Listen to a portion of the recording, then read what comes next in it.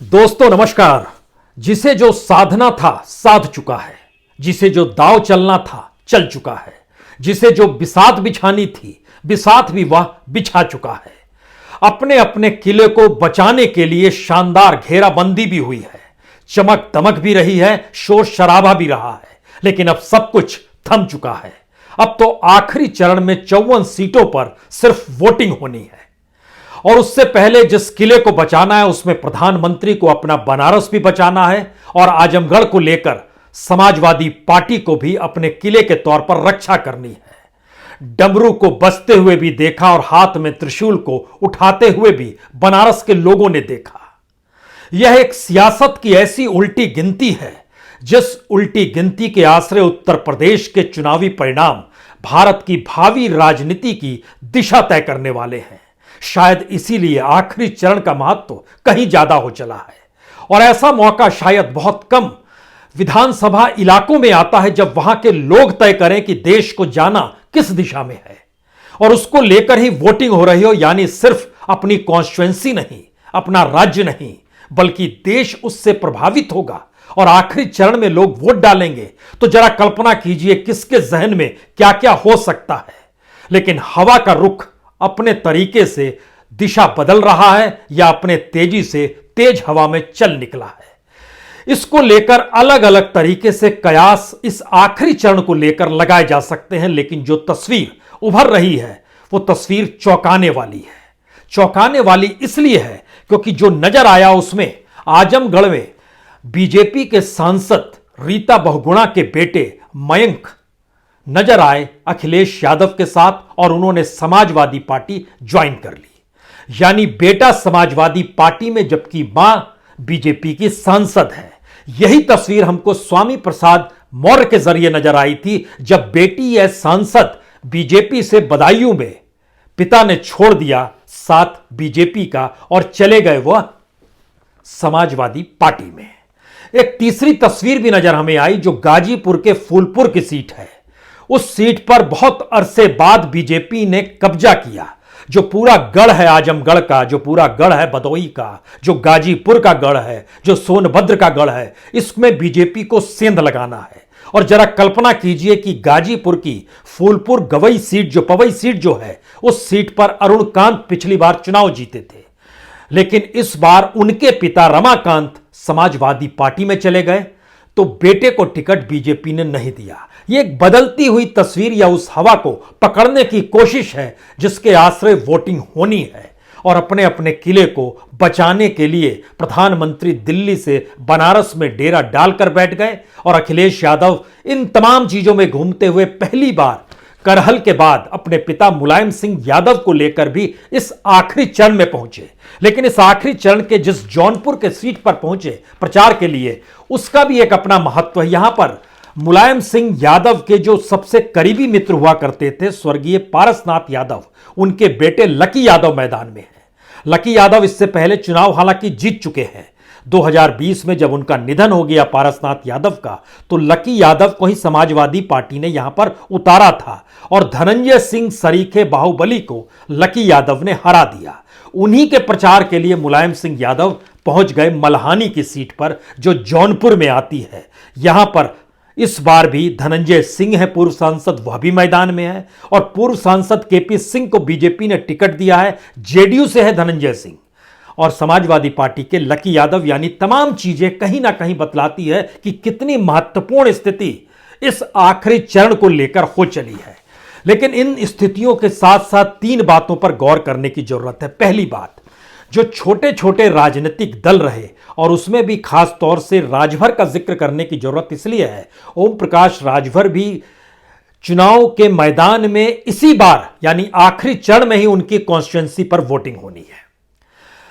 अगला सवाल है कि जो अलग अलग जातियों को समेटे हुए जो दल हैं उसके अलावे भी बहुत सारी ऐसी जातियां हैं जो प्रभावित करती हैं और उनकी नब्ज को पकड़ पाने की स्थिति में ना कभी लखनऊ आ पाया ना कभी दिल्ली आ पाई। और बीजेपी शायद इस बात को समझ नहीं पाई कि ओबीसी कहने से काम नहीं चलेगा, यादव माइनस ओबीसी से काम नहीं चलेगा, बल्कि उसके भीतर झांक के देखना भी होगा। और जब वो फहरिस्त निकाली गई तो यादव हैं, राजभर हैं, निषाद हैं, चौहान हैं, कुशवाहा है, बिंद है, मौर्य है, पटेल है, ये सारी जातियों के अलग अलग तरीके से घेराबंदी इन्हीं इलाकों में है। और अगर आप जाटव माइनस शेड्यूल कास्ट का जिक्र कर रहे थे, दलितों का जिक्र कर रहे थे, तो पासी भी इन जगहों पर एक बड़ी तादाद में है। सोनकर की तादाद भी यहां पर एक अलग अलग कॉन्स्टिट्यूंसी में बड़ा महत्व देती है। यानी 10,000 से लेकर 25,000 तक के वोट बड़े मायने रखते हैं। तो क्या इस घेराबंदी को अपने तरीके से अखिलेश यादव करने में सफल हो गए, या बीजेपी के चाणक्य अमित शाह 2017 में तो चीजों को बांध पाए थे, लेकिन 2022 तक आते आते उनके हाथ से चीजें इसलिए फिसलने लगी कि उनका मुख्यमंत्री ठाकुर हो गया।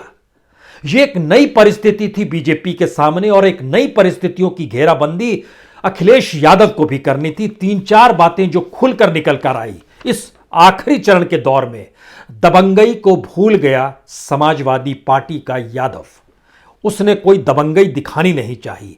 मुसलमान एक झटके में पूरे चुनाव में साइलेंट हो गया, और इस आखिरी चरण में भी वह साइलेंट ही नजर आया। साइलेंट की परिस्थितियों में जो जातियों के लिहाज से क्षेत्र बटा हुआ है, उसको कैसे अपने साथ उम्मीदवारों के आश्रय या फिर अपनी पार्टी के संगठन में शामिल करके आगे बढ़ाया जाए, इसको लेकर बहुत सलीके से बीते 6 महीने से समाजवादी पार्टी कैसे काम कर रही थी, यह इस आखिरी चरण में उभर कर आया।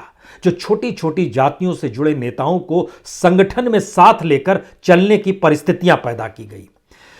बड़ी बात यह थी कि बाबा पर चोट यानी योगी आदित्यनाथ पर चोट लगातार अखिलेश यादव ने की, लेकिन प्रधानमंत्री मोदी पर उन्होंने चोट गाहे बगाहे घुमा फिराकर करने की कोशिश जरूर की, लेकिन सीधी चोट नहीं की। लेकिन दूसरी तरफ प्रधानमंत्री मोदी ने अपने पूरे चुनाव प्रचार के दौर में निशाने पर अखिलेश यादव को लिया।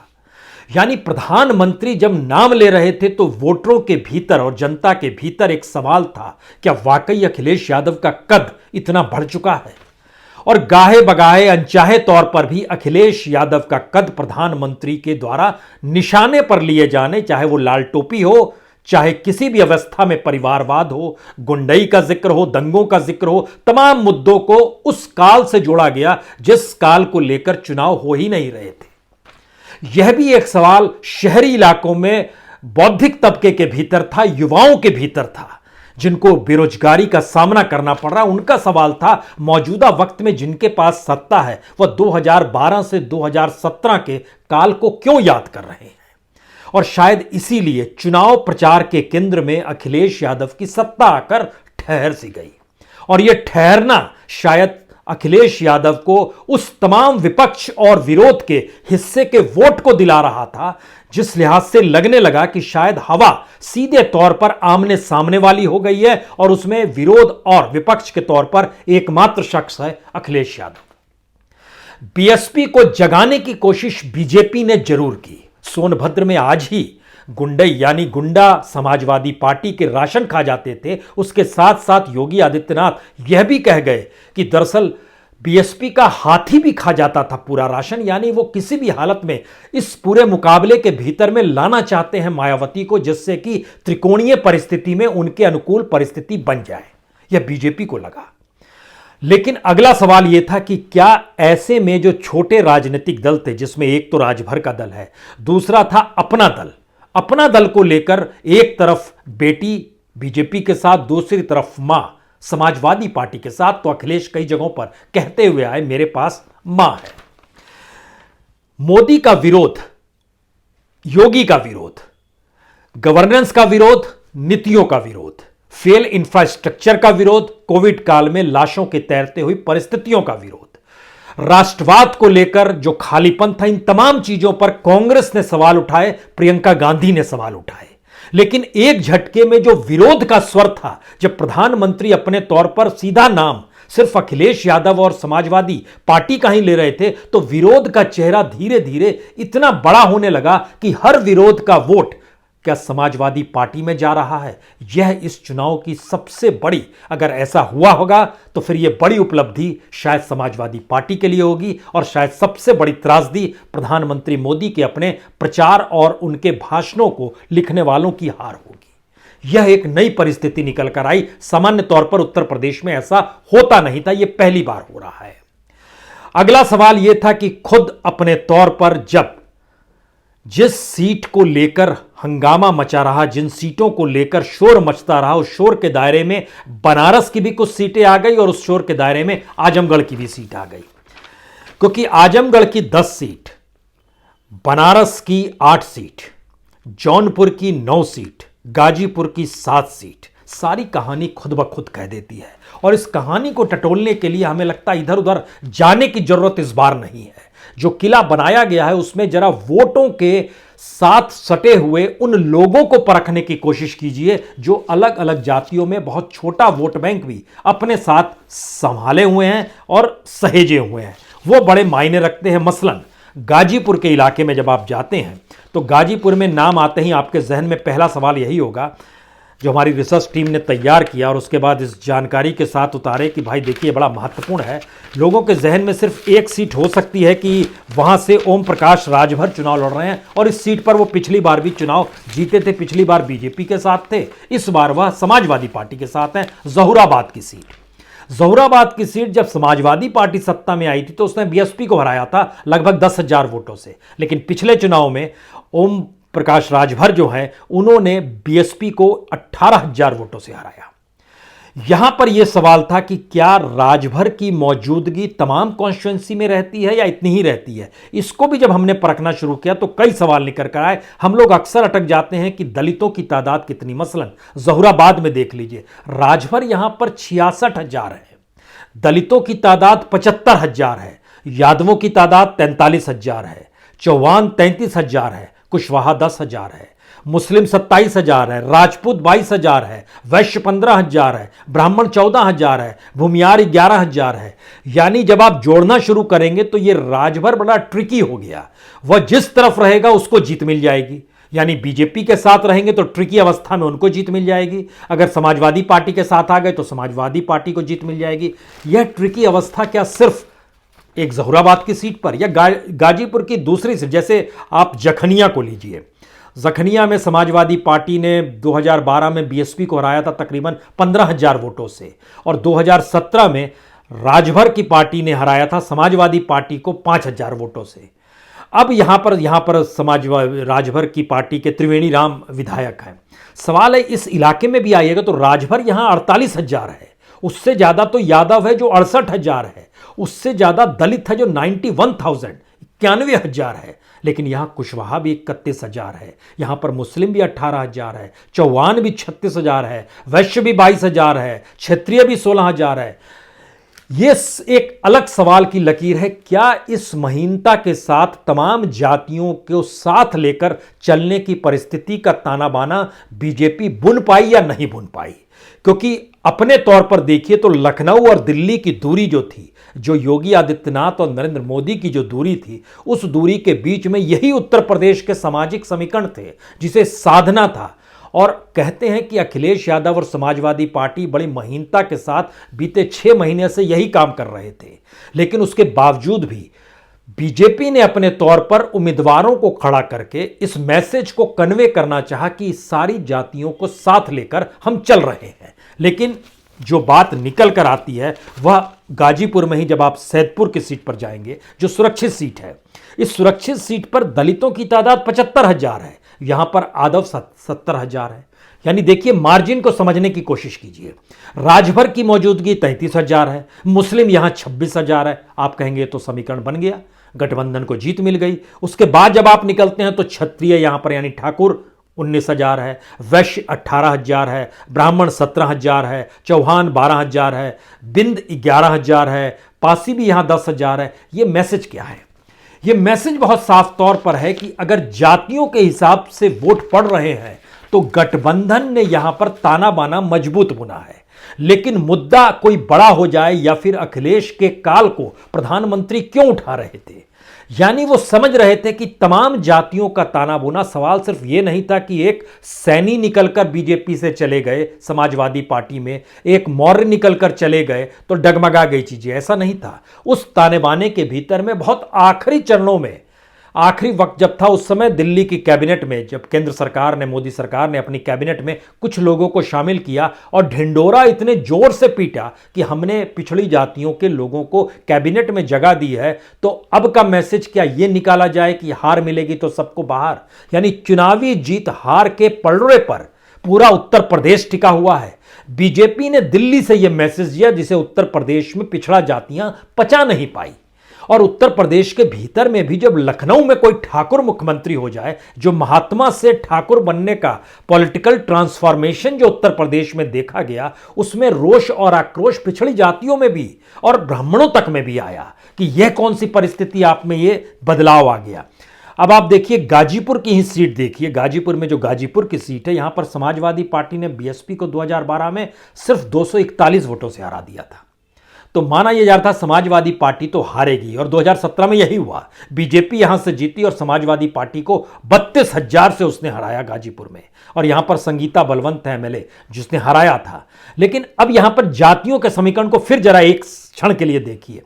यहां पर यादवों की तादाद 35,000 है, मुस्लिम 32,000 है। यहां पे शेड्यूल कास्ट 32,000 है, भूमियार 18,000 है, ब्राह्मण 17,000 है, बिंद 38,000 है। यानी बिंद एक झटके में सबसे बड़ी तादाद में गाजीपुर में मौजूद है। यहां पर वैश्य 37,000 है जो दूसरे नंबर पर मौजूद है, कुशवाहा 23,000 है और कायस्थ 23,000 है। जातियों के इस ताने बाने में उन जातियों के भीतर भी पहली बार दबाव आ गया कि जिन जातियों के नेता राष्ट्रीय तौर पर या फिर राज्य के तौर पर अपने हक को लेकर लड़ाई लड़ रहे, तो हमारी जातियों का क्या होगा। यह सवाल ब्राह्मणों के भीतर पहले से रहा। सवर्णों के बीच में ब्राह्मणों को कौन स्पेस दे रहा है या उनका नेता कौन है, यह अबूझ पहेली की तरह है। सवाल यह नहीं था कि कैबिनेट में आपने महेंद्र पांडे को शामिल कर लिया, उससे मैसेज चला गया, नहीं गया उससे मैसेज। सवाल था कि वो चेहरा कौन सा। अटल बिहारी वाजपेयी का दौर अलग था, तब एक अलग मैसेज था। कल्याण सिंह का भी दौर अलग था, वह भी अलग मैसेज था। राजनाथ का भी अलग मैसेज था। यह भी समझना होगा उनके साथ एक ब्राह्मण भी रहता था। लेकिन इस ठाकुरों की लॉबी में बीजेपी के लिए बड़ी मुश्किल हो गई। वह ओबीसी को साधे तो कैसे साधे, और ओबीसी को साध रहे हैं तो यहां विरोध हो रहा है। इस तालमेल के भीतर में यह आखिरी चरण यानी उल्टी गिनती की परिस्थितियां आकर खड़ी हो गई है। जंगीपुर में देखिएगा तो वहां पर भी ध्यान दीजिए कि यादव अगर 54,000 है तो दलित वहां पर 52,000 है। यहां पर ठाकुर भी 47,000 है। यहां पर राजभर 16,000 है, भूमियार 12,000 है, मुस्लिम 12,000 है, वैश्य 20,000 है। तमाम चीजों में आपको समीकरण की जरूरत चाहिए ही। यह सवाल सिर्फ गाजीपुर के अलग अलग इलाकों भर का नहीं है। इसके लिए आपको किसी भी इलाके में चले जाइए। आप अगर जौनपुर की परिस्थिति को टटोली तो जौनपुर की मल्हानी सीट का हम आपसे जिक्र कर रहे थे, जहां पर लकी यादव के प्रचार के लिए मुलायम सिंह यादव भी आ गए। लेकिन आप जौनपुर की जैसे बदलापुर की सीट को देखिए। यहां पे 2012 में समाजवादी पार्टी 16,000 वोट से जीतती है। 2017 में बीजेपी लगभग 2,372 वोट से बीएसपी के कैंडिडेट को हराती है। क्यों जीत गई और क्यों बीएसपी 2000 से ही हार पाई। अब यहां पे जातियों का समीकरण एक निशान में फिर देखिए। ठाकुर और ब्राह्मणों को मिला दीजिएगा तो 1 लाख हो जाएगा। लेकिन दलितों की संख्या 50,000 है, यादवों की संख्या 55,000 है, मुस्लिम 17,000 है, वैश्य भी 17,000 है, मौर्य और बिंद भी 18,000 है, चौहान भी यहां पर 14,000 है। ये क्या मैसेज है। फिर वही समीकरण के भीतर में आ गए। शायद इसीलिए यह आखिरी चरण के दायरे में बीजेपी इसलिए डामाडोल हो जाती है कि सामान्य तौर पर आरक्षण को लेकर या जातीय आधार को लेकर आरएसएस ने कभी संघर्ष नहीं किया। उसकी सहमति असहमति गाहे बगाहे पॉलिटिकल बयान के जरिए आती रही। लेकिन इसको लेकर काम गोविंदाचार्य ने शुरू किया था 90 के दशक में ही, जब अटल बिहारी वाजपेयी थे। लेकिन उस समय भी संघ ने उनको इतनी मान्यता नहीं दी। लेकिन जब दिल्ली की सत्ता में बीजेपी आ गई और अमित शाह ने चीजों को समझा 2014 में, तो उन्होंने ताना बाना बुनना शुरू किया। लेकिन एक बात हमेशा जहन में रखिए, 2014 की जीत की खुमारी 2017 में बरकरार थी। इसीलिए उत्तर प्रदेश में बीजेपी का कोई चेहरा नहीं था। लेकिन यह 2022 है। खुमारी और सपनों में मत जाइएगा, क्योंकि जब आप इस जौनपुर के इलाके में घूम रहे हैं, हम आपको 2 सीटों का और जौनपुर का जिक्र कर दें। शाहगंज में दोनों वक्त समाजवादी पार्टी जीती, एक वक्त बीएसपी को हराती है, एक वक्त राजभर को 2017 में हटाया, जो कि बीजेपी के साथ खड़े थे। अब देखिए, राजभर टैक्टफुली चीजों को समझ रहे थे कि किस लिहाज से कौन सी हवा बहेगी, और जाति समीकरण के लिहाज से अगर वह समाजवादी पार्टी के साथ खड़े होंगे तो जीत मिल जाएगी, क्योंकि यहां पर यादव 61,000 है। राजभर 33,000 है, मुस्लिम 30,000 है। समीकरण बड़ा क्लियर हो गया। लगभग 1.25 करोड़ वोट यहां पर आके 1.25 लाख वोट यहां पर आकर खड़े हो गए। अब दूसरी तरफ आइएगा तो दलित 50,000 है, क्षत्रिय 40,000 है, यानी ठाकुर 40,000 है, ब्राह्मण 28,000 है, बिंद यहां पर 35,000 है, मौर्य चौहान 13,000 है। यह मैसेज है कि जब एक ठोस तौर पर जब शिफ्ट नजर आया, जो राजभर का शिफ्ट नजर आता है, और अगर मौर्य भी शिफ्ट हो गया है, तो यह गठबंधन के लिए एक नई परिस्थिति इस पूर्वी उत्तर प्रदेश के आखिरी चरण की हवा में घुलती हुई नजर आपको आएगी। एक सीट का हम यहां पर और जिक्र करना चाहते हैं। यह सीट मुंगरा बादशाहपुर की है। यहां पर ध्यान दीजिए तो यहां पर सुषमा पटेल जो बीएसपी की है वह चुनाव जीती थी। अब सवाल है कि वो यहां पर चुनाव कैसे जीत गई। जिसमें देखिएगा तो 65,000 वोट आपको दलितों के नजर आएंगे, लेकिन ब्राह्मण यहां पर 80,000 है। तो क्या ब्राह्मणों के वोट शिफ्ट हो गए थे, जिसका जिक्र बीएसपी बार बार करती है। लेकिन 2017 में तो बीजेपी सामने खड़ी थी और बीजेपी के कैंडिडेट को बीएसपी ने 5,900 वोट से हराया था। तब बाकी जगह पर आइए, पटेल यहां पर 60,000 है, यहां पर मुस्लिम 20,000 है। मैटर कर रहा है उस समय मुस्लिम इस रूप में एकजुट नहीं था, जो कि 2017 से बिल्कुल हटकर 2022 में मुस्लिम वोटर खड़े हैं। वो एक तरीके से वाकई वो मछली की आंख देख रहे हैं। क्षत्रिय ठाकुर यहां पर 30,000 है, वैश्य 26,000 है। लेकिन वो गठबंधन की सियासत में चीजें बंधती चली जाती हैं और उलझ रही है पूर्वी उत्तर प्रदेश में। यहां पर आजमगढ़ की कुछ सीटों का जिक्र खाली कर देते हैं, क्योंकि आजमगढ़ में समाजवादी पार्टी 2012 में 9 सीटों पर जीती थी, और आजमगढ़ में भी बीजेपी अगर आइएगा तो वह एक ही सीट जीत पाई थी, फूलपुर पवई की सीट। वह भी उसको उम्मीदवार बदलना पड़ा, क्योंकि जो जीता हुआ एमएलए था उसके पिता चले गए समाजवादी पार्टी में, जिसका हमने जिक्र कर दिया। सवाल यह है कि आजमगढ़ में बीएसपी भी 4 सीटों को जीती थी और समाजवादी पार्टी 5 सीटों को जीती थी। तो क्या यह त्रिकोणीय स्थिति को पैदा करने की कोशिश आखिरी चरण में बीजेपी ने भी की, और क्या वाकई मायावती अपने प्रभाव के साथ सामने उभर कर आ जाएंगी, जिसका घाटा सीधे सीधे तौर पर समाजवादी पार्टी को होगा। लेकिन उसका एक हिस्सा इसलिए बड़ा महत्वपूर्ण है क्योंकि यह मुस्लिम वोटरों से टिका हुआ है। क्या मुस्लिम वोट अपने आप को बांटेगा या नहीं बांटेगा, यह सवाल इसलिए बड़ा महत्वपूर्ण हो चला है क्योंकि जिन जगहों पर बीएसपी जीती और जिन जगहों पर, जैसे आप देखिए मुबारकपुर 96 के बाद से ये बीएसपी के पास ही है। 2012 से 2017 के बीच में यहाँ पर शाह आलम उर्फ गुड्डू जमाली जो थे वह जीते थे। 2022 में उनसे खटपट हो गई, तो ऐसा नहीं है कि वो समाजवादी पार्टी में चले गए, अखिलेश के साथ नजर आए, लेकिन समाजवादी पार्टी ने उन्हें टिकट नहीं दिया, यानी 2 बार के जीते हुए बीएसपी एमएलए को टिकट नहीं दिया। तो वह एआईएमआईएम से चुनाव लड़ रहे हैं, यानी ओवैसी से आकर चुनाव लड़ रहे हैं। शाह आलम उनके पास चले गए। यहां से बीएसपी ने पूर्व दूसरे एमएलए हुआ करते थे उससे पहले इस जगह के, जो अब्दुल सलाह जो थे, उनको टिकट दे दिया। लेकिन क्या एआईएमआईएम कोई मायने रखती है, ये एक गौर करने वाली बात है, क्योंकि पहली बार ये नज़र आ रहा है 2017 में भी एआईएम को पूरे उत्तर प्रदेश में लगभग 2-2.25 लाख वोट मिले थे। इस बार उतने भी वोट मिलेंगे या नहीं मिलेंगे, क्योंकि मुसलमानों के भीतर जो पहला सवाल इस दौर में उनको साइलेंट बना चुका है, खामोश बना चुका है। अब देखिए मुसलमानों की खामोशी, यादवों की दबंगई इस दौर में बिल्कुल साइलेंट हो गई। इस दौर में राजभर भी साइलेंट होकर वोटिंग कर रहा है। इस दौर में मौर्य भी साइलेंट हो गया, बोल नहीं रहा है, जो पहले बोलता था। निषाद ने भी हालांकि साइलेंट बरती और कुर्मी ने भी साइलेंट बरती है। यानी जो हंगामा और शोर है वो पॉलिटिकल पार्टीज के जरिए है। तो इस पॉलिटिकल पार्टीज के निशाने पर कौन है? अखिलेश के निशाने पर योगी हैं, योगी के निशाने पर अखिलेश हैं। प्रधानमंत्री मोदी के निशाने पर अखिलेश हैं, अखिलेश के निशाने पर प्रधानमंत्री नहीं है, योगी हैं। बीएसपी के निशाने पर समाजवादी पार्टी है। प्रियंका गांधी यानी कांग्रेस के निशाने पर बीजेपी है। तो यह विरोध की परिस्थितियों के बीच में गुंजते हुए 3 सवाल आखिर में उभर कर आते हैं कि अगर बीजेपी के खिलाफ किसी को वोट डालना है तो वो कहां डालेगा। इससे पहले बट जाता था, इस बार नहीं बट रहा है। पहला मैसेज ये है।